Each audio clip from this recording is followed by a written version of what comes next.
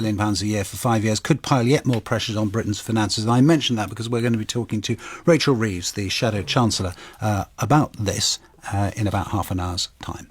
Time now is 16 minutes to 8. And we can bring you more about our search, our joint search, you and us, for our favourite trees. You've been sending us pictures, stories of trees that mean something to you. This morning, Tim King, one of our listeners, sending this message about his long-standing companion, Bevin the Scots pine.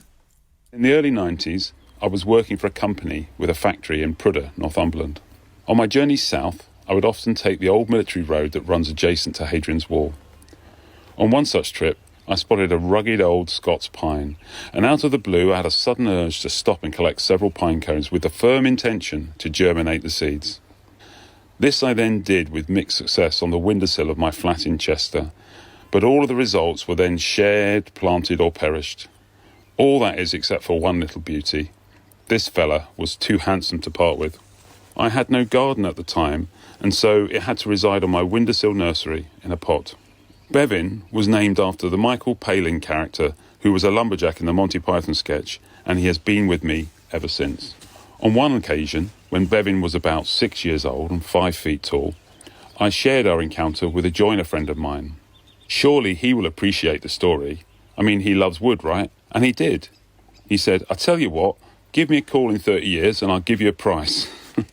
Ironically, it is now about 30 years and Bevin does look spectacular. Bevin stayed in the pot for most of his life and has consequently had to suffer the indignity of being blown over several times. He's also had to have gaudy Christmas lights festooned on his feeble branches, and for a number of years he's had an ant's nest in his confined roots.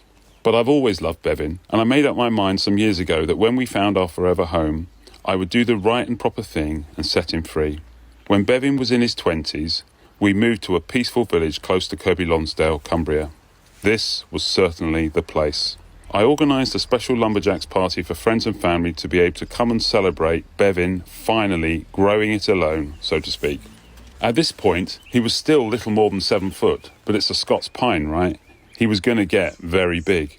And so I ended up planting and moving him 3 or 4 times before settling on what seemed to be the ideal spot in the garden next to the perimeter wall.